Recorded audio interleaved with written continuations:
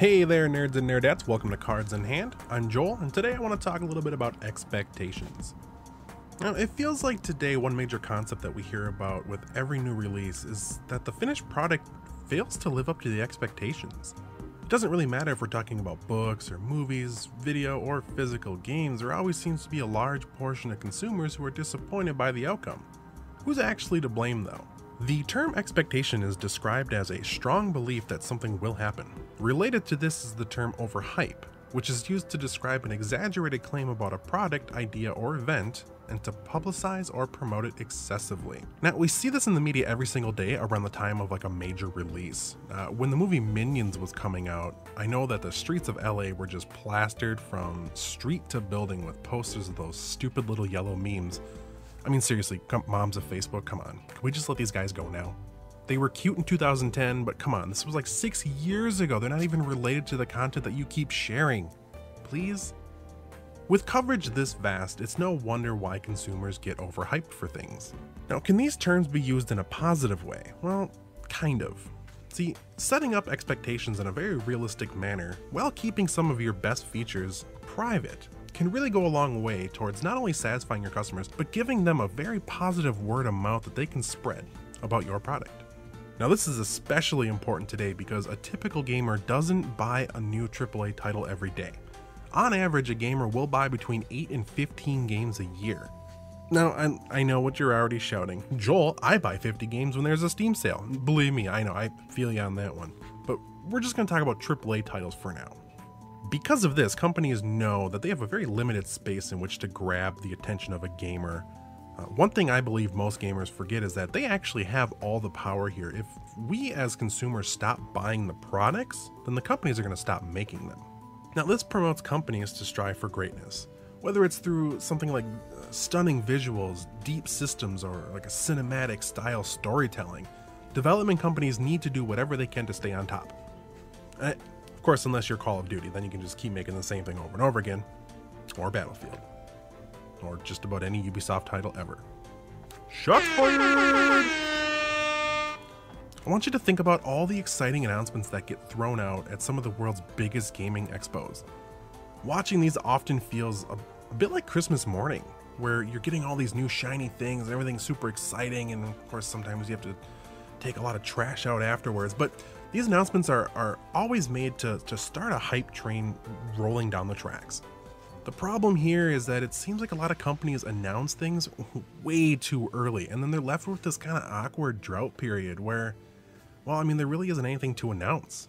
This is one of the biggest problems that come into play, and this is actually where overhype kind of begins in the mind of the consumer. It never really matters what the product is, whether it's a game, a movie, a piece of technology. In order to keep people interested, you do interviews, and in these interviews, you make sure to drip feed the people with new information. Now, because of the slow nature of this process, followers tend to overestimate aspects and create expectations for themselves as to what the final product is actually going to be. Oftentimes, you'll find that sentences are picked apart and overanalyzed so much that its meaning ends up being completely different than what the original intent was. Let's look at the upcoming Zelda title slated to release on the Wii U later this year. Multiple interviews have taken place during its long development cycle, with very little actually being said about the game as a whole. During this time, it was stated that through the multiple remakes and HD adaptations that have been released, the team has learned quite a few things about what make these games fun.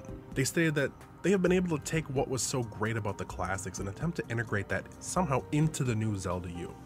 An interesting comparison that was made by the director was that the massively successful game Skyrim was going to be a place to take inspiration from. Now, of course, this quote has run rampant through the Zelda community, spawning high expectations for some massive open world non-linear experience. However, in a less popular article, it was actually revealed that what he said was taken slightly out of context, and that what he actually meant was that he wanted to capture that feeling of adventure and exploration. However, of course, the damage was already done, and the general consensus is that the new game is going to be some grand open world adventure. Now, this is where it seems that developers just can't win. We seem to expect far too much from our games. With harsh internet critics occupying a large space in the gaming world, it becomes harder and harder to go in blind and experience something without any preconceived expectations.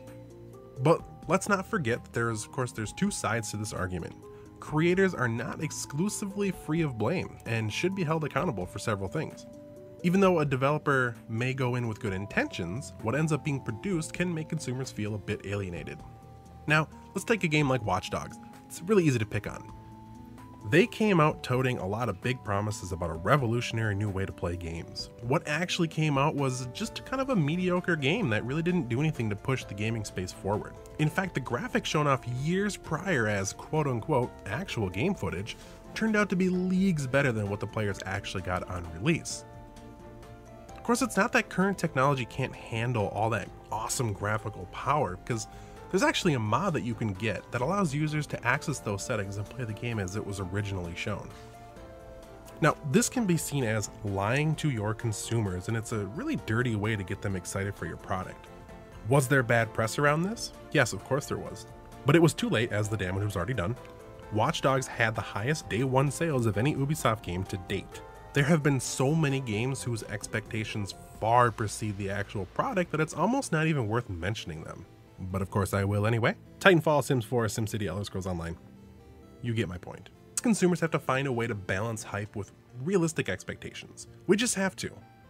Look at some small indie games that come out with zero hype, but are amazingly fun experiences. Minecraft, Factorio, Stardew Valley. These titles had very little hype around them until they actually came out. And of course they're massively fun games to play that frankly offer more playtime than most AAA titles that come out today. And that's another thing. If I'm gonna pay $60 for your game, it better be longer than 6 hours. Or, if it is 6 hours long, you better make it worth my money. This may sound a little bit snotty, but let's take a game like Gone Home. I think my actual playthrough was about 3 hours, and it was $20. Now that's on par with a $60 game that lasts 9 hours. But playing Gone Home was one of the best gaming experiences of my life, and I will never feel like I didn't get my money's worth. The story and presentation, the experience, was well worth it in emotional value. You don't need a magnum opus. You just need to make it worth it to us. Of course, that's just my opinion, and if you disagree with me, let me know in the comments below. Tell us about a time where you felt let down by your expectations. Don't forget to smash those like and follow buttons, it really helps us out. I've been Joel, I'll see you next time.